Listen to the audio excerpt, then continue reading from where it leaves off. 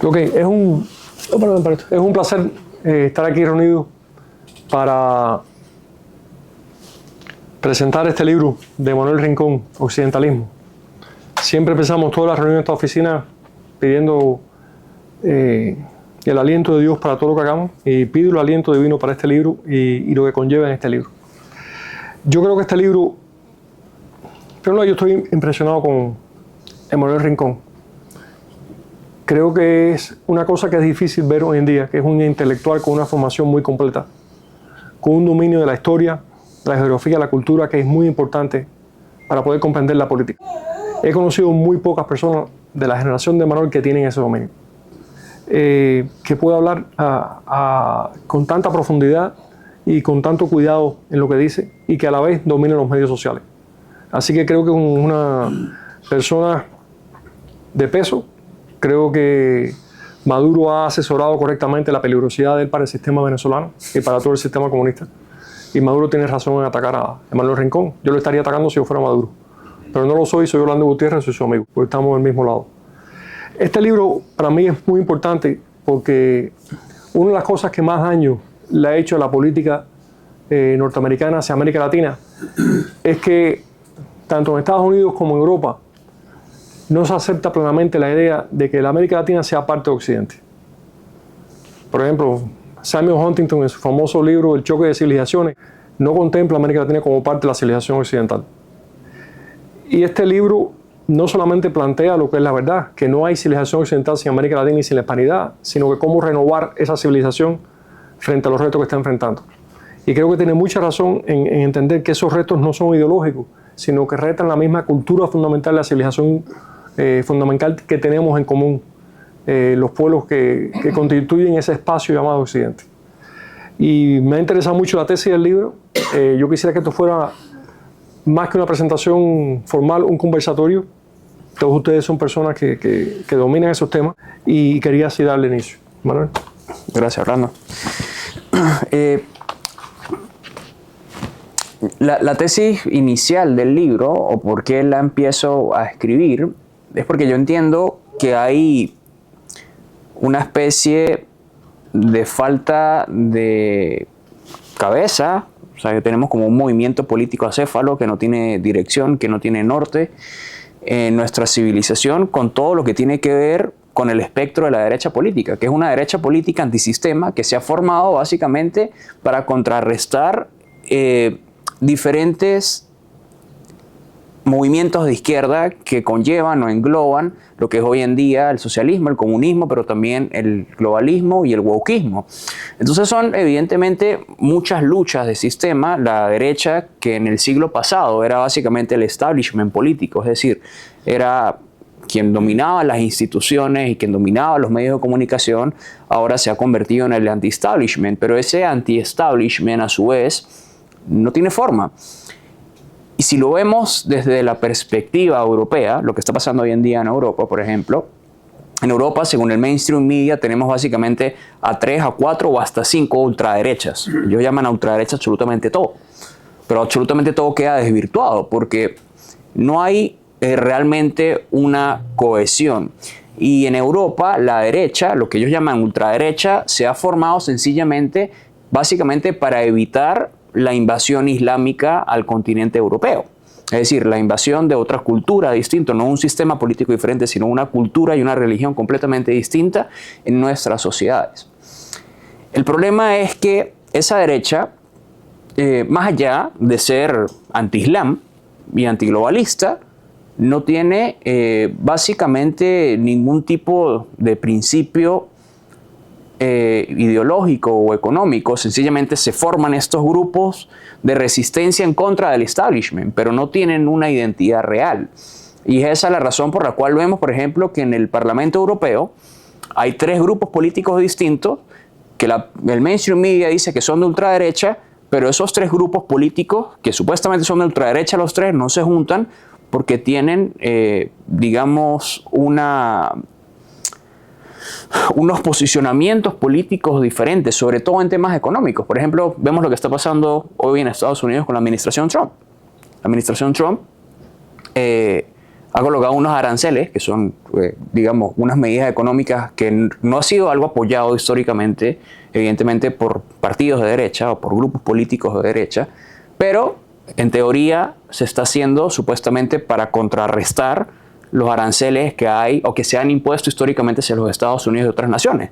Si se hace como parte de un sistema de negociación para obligar o presionar a los demás países a que bajen sus aranceles y finalmente poder comerciar con mayor libertad, pienso yo que va a ser una política acertada. Pero si por el contrario el propósito es que esto se mantenga, pienso yo que va a ser una política incorrecta. Pero el tema es, digamos que igualmente lo que vemos en Europa y lo que vemos también en Estados Unidos es que hay una derecha que se ha conformado por distintos grupos políticos, pero no tienen una identidad. Y básicamente esto ocurre porque hay grupos que se han llenado de dogmas ideológicos, pero el dogma ideológico, digamos, no permite tampoco darle solución a todos los problemas. Lo que pasa, por ejemplo, con los libertarios, que siempre digo que comparto en gran parte sus propuestas a nivel económico, pero en temas culturales no saben cómo combatir a estas corrientes extremistas de izquierda. Y con los conservadores, con estas posturas económicas con las cuales también estoy en desacuerdo. Entonces, por eso creo que con el libro, más que crear, digamos, no es un libro muy doctrinario o muy dogmático, sino es más que todo, diría yo, un manifiesto de lo que yo considero que se debería armar en torno a Occidente para poder realmente no solo derrotar a la izquierda, sino darle un sentido a la civilización. ¿Cuáles son algunos de esos puntos? Mira, evidentemente no puede haber un Occidente si no hay fronteras, es decir, la soberanía es para mí el tema número uno, o sea, la defensa de las fronteras es un tema fundamental, a los cuales, si hablamos de defensa de la frontera, los libertarios no tienen una respuesta acertada, porque ellos pensarían o darían a entender de que el hecho de que el Estado establezca lo que ellos llaman una línea invisible que permitan a unos individuos ingresar o cruzar de un territorio es una afrenta a sus derechos individuales. Y eso evidentemente va en detrimento de nuestra civilización. Y otro punto que para mí es fundamental, para mí subyace y se dan también a entender muchas otras, vamos a decir, connotaciones, es la meritocracia. ¿Y por qué hablo de la meritocracia? Yo pongo un ejemplo muy particular en el libro, que es en diciembre de este año hubo lo que se llamó, esto es algo de política muy gringa, pero el Civil War MAGA, o el MAGA Civil War, porque fue una guerra que se hizo entre conservadores y los que ellos llaman los tech bros o los libertarios, que lucharon en una coalición. En la parte de los tech bros, los libertarios, está por ejemplo Elon Musk y la gente que se sumó a MAGA debido a Elon Musk, y están los conservadores tradicionales o el establishment republicano, que también algunos llaman los rhinos, y por otro lado también están los MAGA. O sea, son coaliciones políticas distintas, pero que se forman para derrotar al desastre que venían creando los demócratas. Pero entonces ellos se pelean porque Donald Trump designa a un hombre de ascendencia hindú, o que es originario de la India, que ya hoy es ciudadano estadounidense, a liderar uno de los programas de desregulación. Y saltó gran parte de la base MAGA a decir que eso iba en contra de los principios estadounidenses o de la plataforma política MAGA, porque había que parar ya la importación de indios, había que parar la importación de talento y se debería privilegiar al hombre blanco europeo en los Estados Unidos. Allí empieza a haber un choque político, un choque en las fracturas del movimiento de derecha, insisto, porque es un movimiento que no tiene norte, que no tiene cabeza, y que se ha formado de varias coaliciones sencillamente para contrarrestar el movimiento globalista y los movimientos autoritarios de izquierda.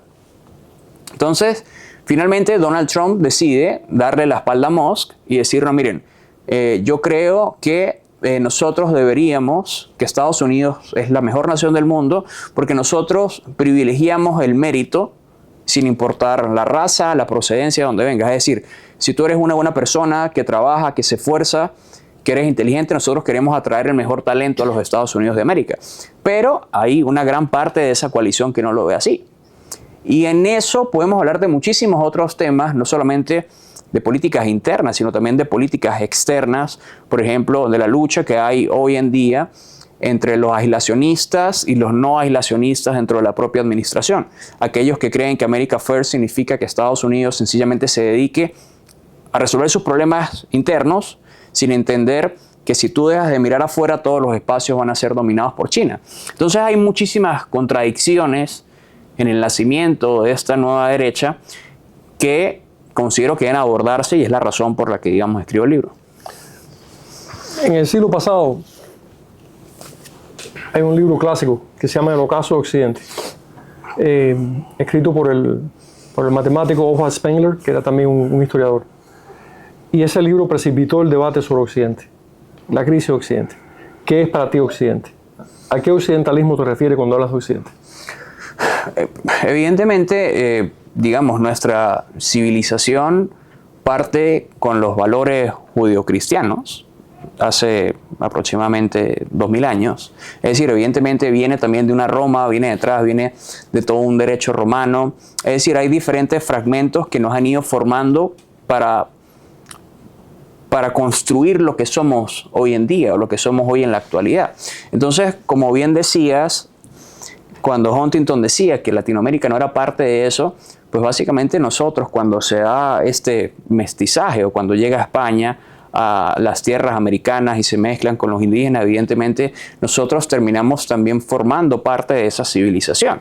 Es decir, pues todos nosotros, tú tienes ancestros españoles, yo también, la mayoría de nosotros, es decir, en el occidente nos hemos formado básicamente también con parte de la cultura europea. Pero, digamos, evidentemente entendiendo y sabiendo que evidentemente debemos respetar y entender nuestros valores históricos y de dónde venimos, creo que lo más importante es, digamos, ver cómo le damos forma a eso en el presente. ¿Cómo hacemos para que, digamos, no perdamos ante la invasión que hoy en día, para mí, la mayor, digamos, afrenta hacia nuestra civilización es, más allá de los sistemas autoritarios al otro extremo del mundo, como por ejemplo de China o Rusia, es también parte, digamos, de la invasión islámica, porque hay una diferencia también, digamos, dentro de los católicos, del cristianismo. Hay algunos grupos con cierta aversión hacia el judaísmo. Hay ciertas luchas internas también, como se pudiesen dar de cierta forma en el ámbito ideológico de la derecha. Pero más allá de eso, creo que el islamismo es, digamos, nuestra principal amenaza, porque ellos evidentemente son de parte de una religión y de una cultura que no tienen la menor intención de vivir con nosotros o de adaptarse a nuestras costumbres, valores y morales, sino sencillamente a imponer por la fuerza su estilo de vida. Última pregunta y después quiero pasar al público. ¿Cuál es la diferencia entre globalismo y occidentalismo? Mira, la diferencia entre globalismo y occidentalismo, a ver, occidentalismo es básicamente el nombre que yo le quiero dar a un nuevo tratado de gobierno, una forma digamos, de dirigir nuestras relaciones políticas. Y el tema con el globalismo es que el globalismo se ha formado básicamente en una serie de burócratas que no han sido elegidos por absolutamente nadie y que quieren legislar sobre los distintos gobiernos. Es algo muy similar a lo que hace hoy en día la Unión Europea, a lo que se hace en la ONU, con estos organismos que básicamente son financiados a su vez por estados. Esos burócratas se financian de estados y quieren imponer políticas globales sobre el resto de la población. Y ahí hay muchas cosas con la agenda verde, agendas culturales, agenda LGBT. Es decir, hay un montón de iniciativas de corte globalistas que se han querido implementar y que han sido financiados durante mucho tiempo también por distintos programas provenientes o dinero de los contribuyentes de la Unión Europea, de Estados Unidos, el caso de USAID, y de fundaciones como la Open Society de George Soros, etcétera, y un montón de organizaciones. Entonces, el tema, digamos, el occidentalismo, desde el punto de vista en como yo lo planteo, no hay un consenso general porque obviamente esto es una propuesta nueva que radica de mi parte, se establece en base a los 9 principios que yo establezco en el libro. Y uno de esos principios es evidentemente el soberanismo, porque particularmente hay mucha hipocresía siempre de parte de las élites cuando ellos, por ejemplo,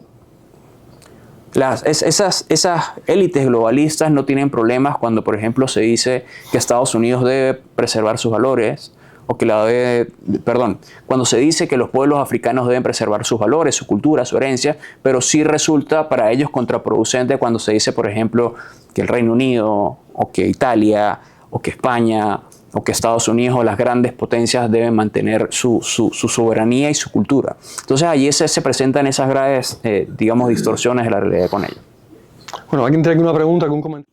O sea, son partes muy cierto, pero también el tema es que hoy en día no, digamos, un régimen como el cubano, o como el venezolano o el nicaragüense es algo básicamente atípico en el mundo.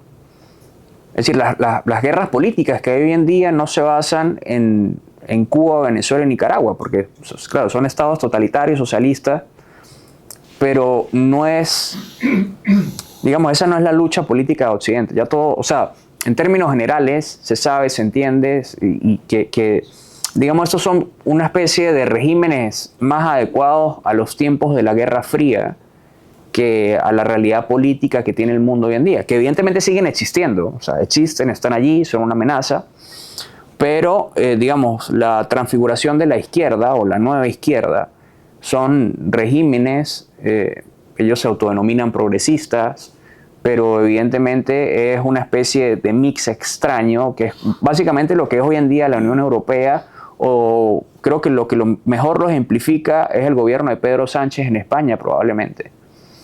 Es decir, tú no los ves con un autoritarismo como el del régimen cubano o el régimen venezolano de forma abierta, pero sí buscan diferentes mecanismos